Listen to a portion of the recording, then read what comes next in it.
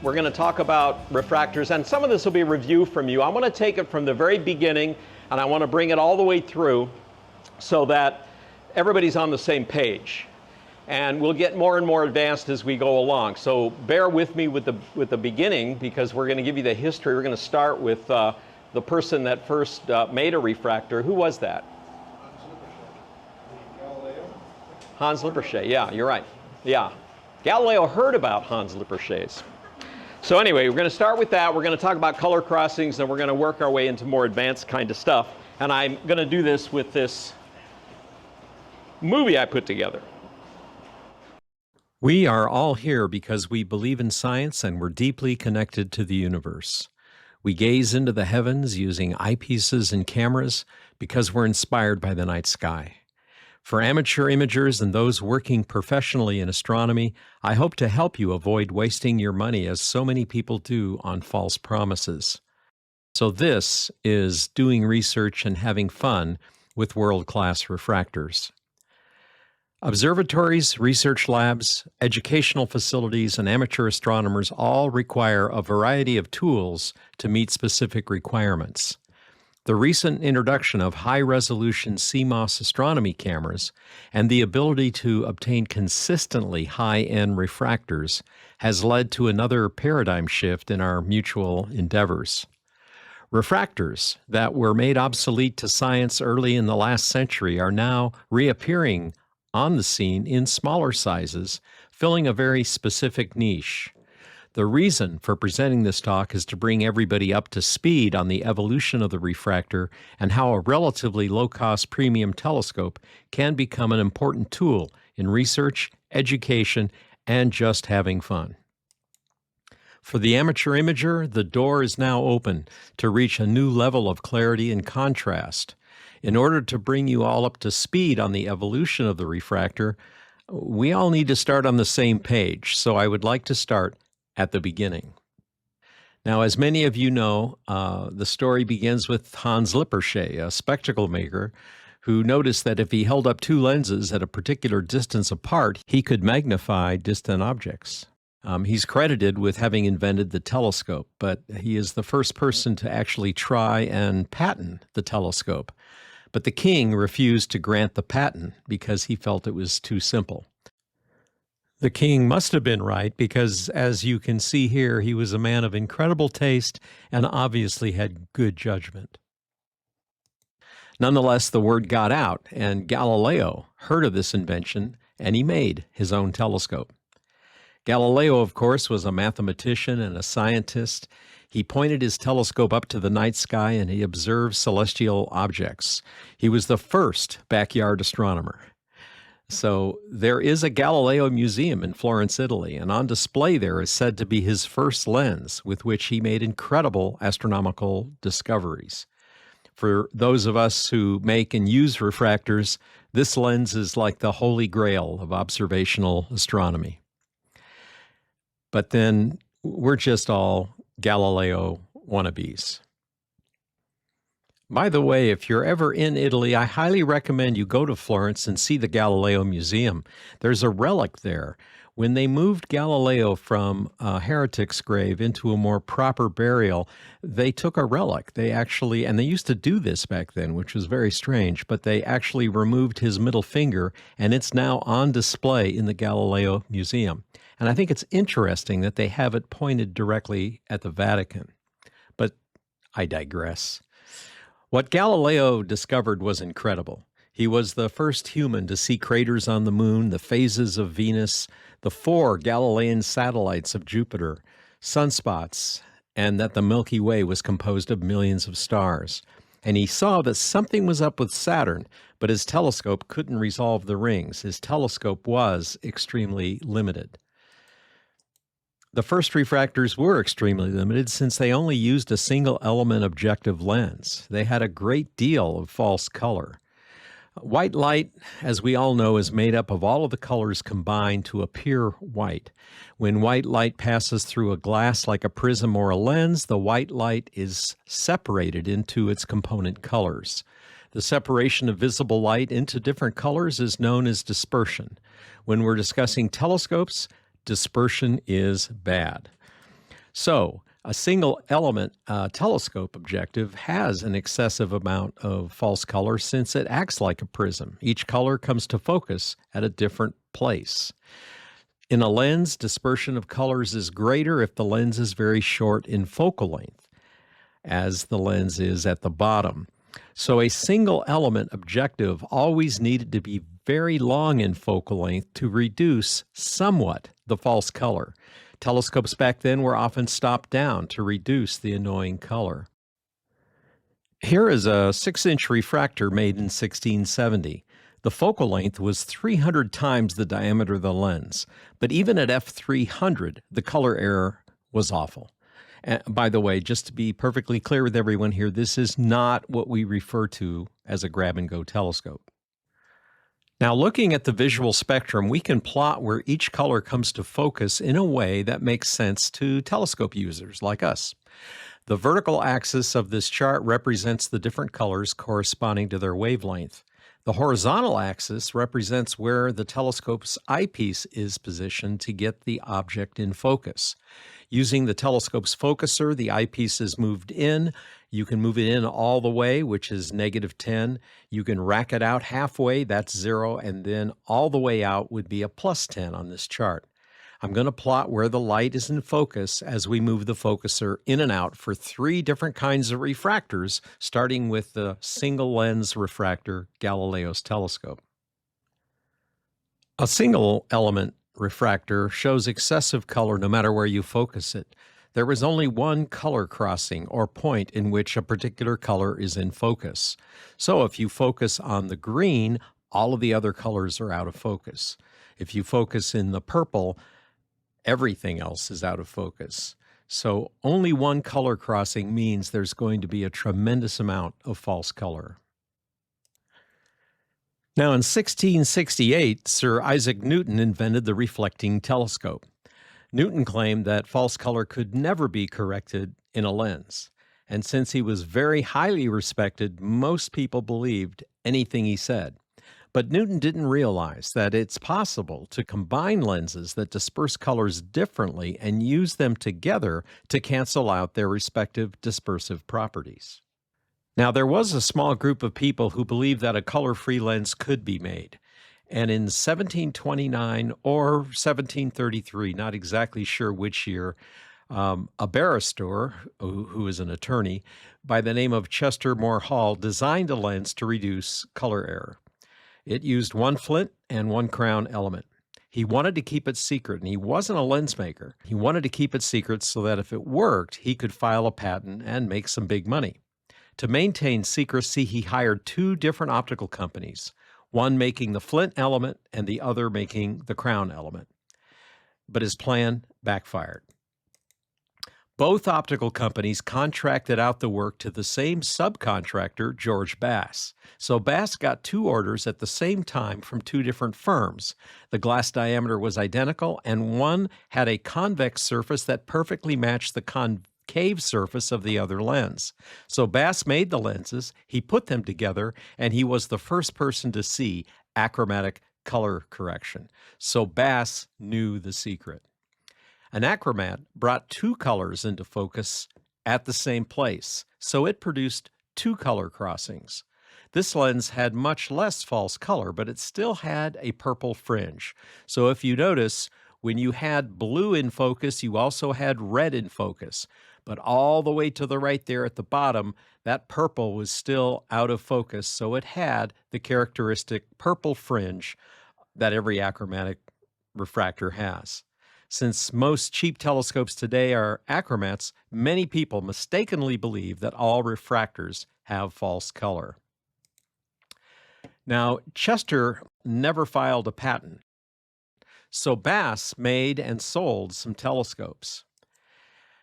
One day, a man named John Dolan came by, and Bass shared the design with Dolan, who started making achromats and patented them back in 1758. Bass and others sued him, but the judge found in favor of Dolan, since he widely marketed them, creating a benefit to the public, while all the other people who knew about it kept it secret. So, at one time, Dolan refractors were the deal. Dolan achromats had only a slight amount of color error in telescopes as fast as f/16. Achromats were the best telescopes made throughout the 1800s, but they had to be very long, and they did, in fact, have some false color. Now, this is my role model, Ernst Abbe. He headed up the Zeiss Company and made it what it was and is today. He was a brilliant engineer, scientist, mathematician, and businessman. Abbe reorganized the Zeiss Company, and he gave his employees a living wage, professionalizing them, and that professionalized the company. Abbe used 10 conventional glass elements to make the world's first color-free lens. It was used in a microscope. Glass back then was very limited, and all the glasses were relatively high in dispersion, so it required 10 elements to make an apochromat. Abbe coined the term apochromadic to differentiate it from achromats. And here's how an apochromat corrects for color.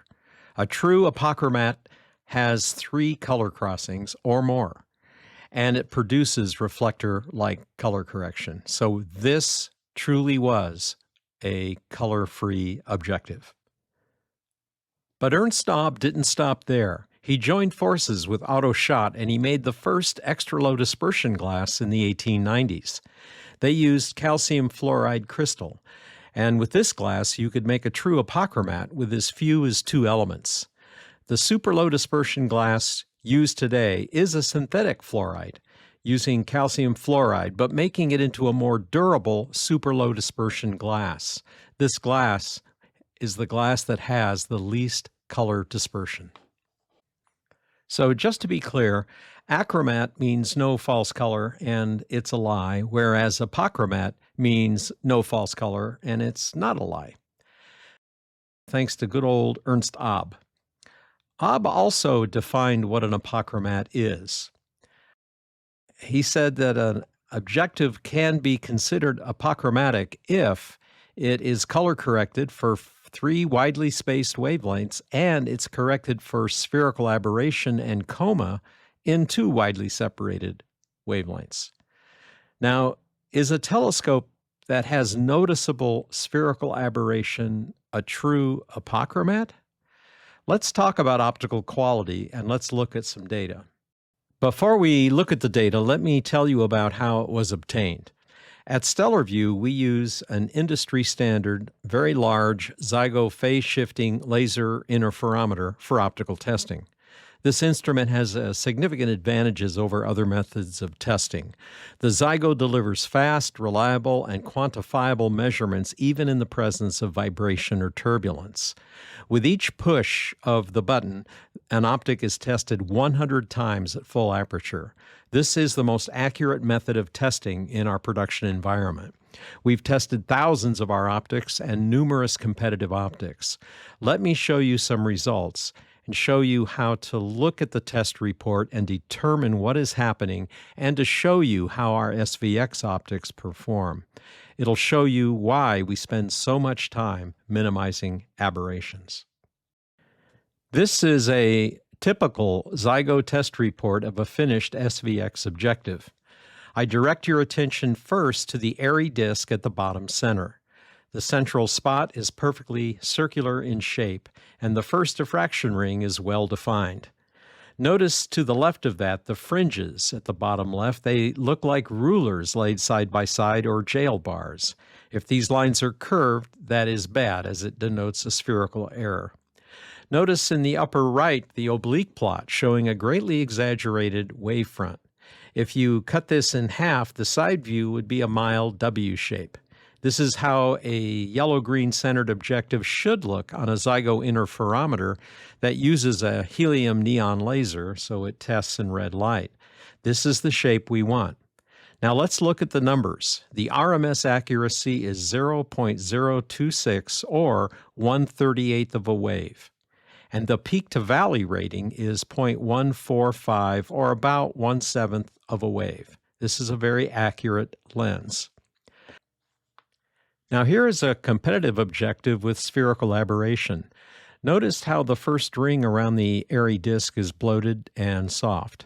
The airy disk is circular, which is good, but the ring is soft, and if you look at the fringe map to the left, you'll notice they're not jail bars. These show the spherical aberration. Notice that the oblique plot does show the W shape that we're looking for, so we do have the most accurate place about where everybody wants it. But let's look at the numbers. The peak to valley accuracy is 0.463. That's about a half wave. Would you consider this objective, which is advertised as an apochromat, to be a true apochromat according to Ernst Abbe's definition? So this lens has spherical error. Here we're looking at another objective with astigmatism. Notice how the airy disk is distorted and the fringe bars are certainly not jail bars. So we have both astigmatism and spherical error. Now let's look at the numbers again, about 1/2 wave of error peak to valley. Other than the potato shape on the upper right oblique plot, which denotes the astigmatism, do you notice anything else unusual about its shape? Instead of being a W shape on side section, this actually has an M shape. So that means that this lens is most accurate on the right side of 632 nanometers, red light, toward the near infrared. How well will this lens perform in blue light? What it would show you is what imagers really hate, and that's blue bloat. The blue stars will be quite bloated with this lens. Finally, here's an optic with both spherical error and trefoil. I wanted to show this one since trefoil is never really discussed in the forums, but we often see it on imported lenses that are brought to us for testing. Now look at the airy disk. The central airy disk is triangular in shape. This is trefoil, and it's caused either by a retaining ring that's too tight or a common polishing error we see in mass-produced imported lenses. Now, we know that it's a polishing error because we always point our test lenses upward and remove the retaining ring when we test. So this is actually polished into the glass, this error. So this objective has an error that can't be fixed, same as the others. The peak to valley accuracy on this one is greater than a third wave. What's interesting is the oblique plot, again, instead of having a W shape, has an M shape.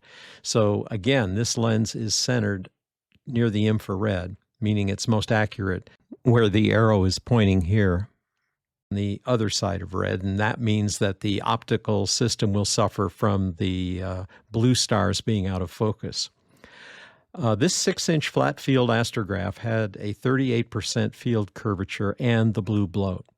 6 months after testing this, I got a call from someone else who had bought the identical model, and he wanted to buy ours since he was tired of trying to deal with blue bloated stars. It's really great having the tools on hand to determine these issues and to understand better what we're up against in terms of competition. We work on our objectives as long as it takes. That's why we tell people time is not of the essence. But we work a year in advance, so the wait isn't that long. But when we have these kinds of errors, we certainly would eliminate them. And in this case, it would mean actually replacing one of the glass elements. We do that before we approve the lens for sale. The most common issue we address first is astigmatism. This is a rather severe example of astigmatism on one of our finished polished lenses before we hand figure. Notice how the wavefront is shaped like a potato chip. This common error causes the stars to be quite distorted. Visually, they look like a cross. The image on the right is the same objective after weeks of meticulous hand figuring. With this error now brought under control, we can focus on other aberrations that were masked by the astigmatism but now become apparent. We just keep working on the objective until we get it to perform as well as we can. Notice how the oblique plot on the right is flat. This means it is now most accurate in red light, and the zygo reads 0.99 strill when it's centered in red. We used to stop there, but since the summer of 2023, we now add a couple of additional optical rubbing sessions to move the center of correction toward the middle of the visual spectrum. This makes it slightly more accurate in green and slightly less accurate in red.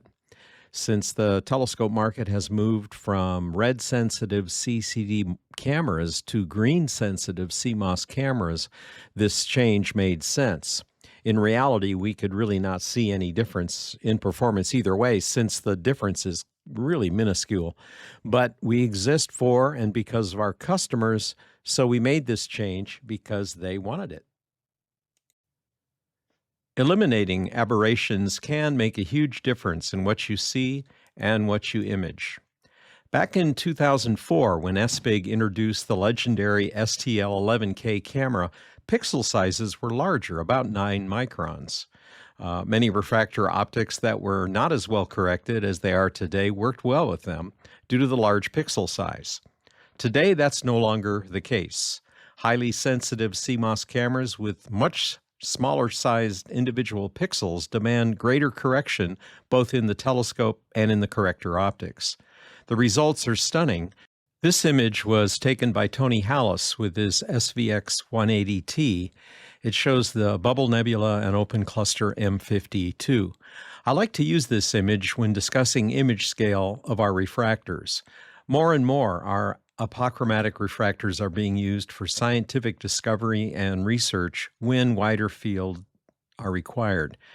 So if you have a research project and it requires looking closely at the Bubble Nebula, it makes sense to use a larger reflector, as most research institutions use. But when the project requires a wider field of view, a refractor can be a better choice depending on the circumstances, and of course, it's maintenance-free. So I like to get customers to think about the image scale they actually need. Using astronomy.tools, they can input their telescope data and get a real feeling for what the telescope would work best for them. Now here's the Orion Nebula and the field a full-frame camera will provide with our smallest and our largest instruments. So if a wide field is required, this tool allows you to hit the perfect image scale. Of course, if you want to study a much smaller area, a larger telescope will be needed. So, considering this chart, here are some results from a customer using a smaller APS-C camera looking at the Orion Nebula with his Stellarvue SVX90T and his Stellarvue SVX152T. Here's the view of the entire nebula through the 90T. And here's the same nebula taken with the SVX 152T. Now let's move in close to see the trapezium. Notice the A, B, C, D, E, F, G, and H stars. Remember, this is a 6-inch telescope, but it's in a sealed tube with no central obstruction, and the optics are free of any discernible aberrations.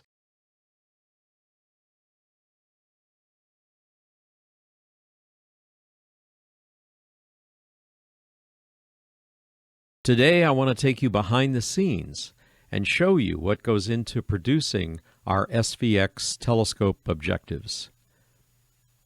Our story begins in our shop after the lenses are ground and polished. This preliminary work isn't particularly special. Any optical shop can machine polish lenses. What makes a noticeable difference is the hand figuring we do right here in our figuring and metrology lab. It takes several months to reduce the aberrations we see in machine-polished optics by hand figuring the glass day after day, week after week. First, we assemble the objective and we map the optical wavefront using the Zygo interferometer. We identify the most serious aberration first. The objective is then disassembled so we can hand figure the glass.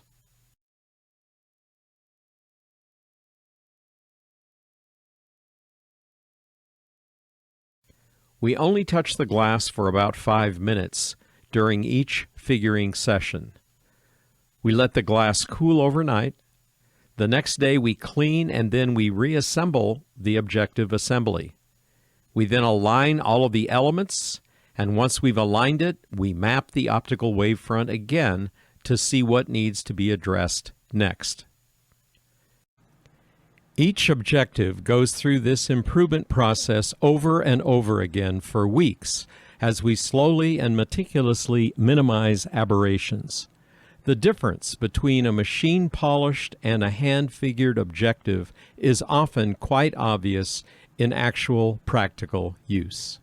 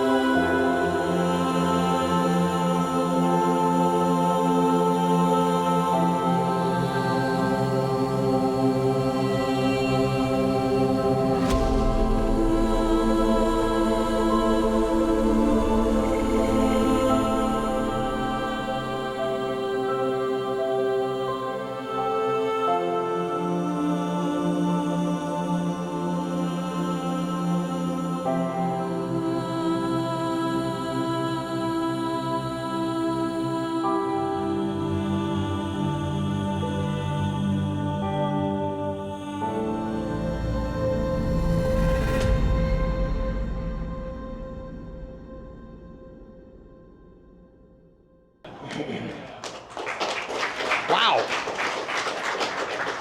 All right. Does anybody have any tough questions? By the way, those images look horrible. You should see them on the computer screen. It's much better, but you all know that. Yes? I know your optics are essentially perfect. I've looked through it. Thank you. I'm going to ask you something controversial. Okay? Many astro images these days have ways of fixing pretty good optics. Yeah. To make it look perfect, Sure. Software. Such as Yeah. BlurX Yeah. and those kind of products. What do you say to that? Well, I think, it's whatever the customer wants. If you don't mind buying a telescope that doesn't have perfect optics and you want to try and fix it in software, that's great. Just realize that what you have as a final product is not very good data scientifically. So a lot of our telescopes, a lot of 180s go to scientific institutions or are used for research. We have several 180s being used as giant interferometers, for example, and they would never rely on that, on software fixing it or correcting it, especially when you get into the corners. All lenses have astigmatism when you go away from center, and the idea is to try and keep those stars as pinpoint as you can when you get to the corners. So not everybody can afford Stellarvue telescopes. I know. I'm So- just saying there are fixes. There are fixes. And that's how you can take an older style telescope and make it look pretty good. When you're Yeah, you can make it look pretty good. Yeah. No, I think it's all great. I think, think of the stuff we have now. I mean, you think of what it was like when I was looking at the canals on Mars in the 60s with my handmade, mirror and try to do photography. I remember my photographic career back in 1985 using an Olympus OM1 and taking an entire week of vacation and staying up all night and tracking 45 minutes for each object. And what did I get back from the photo lab? Bunch of streaks, So, we've come a long way and it's awesome. Yeah, when should somebody select a carbon fiber tube versus? When they're using a reflecting telescope, would be my opinion. So if you have a reflecting telescope, the insulation is a good thing. It's an open tube especially.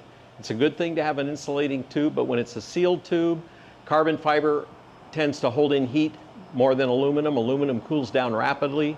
And so now, is there a huge difference? Not really.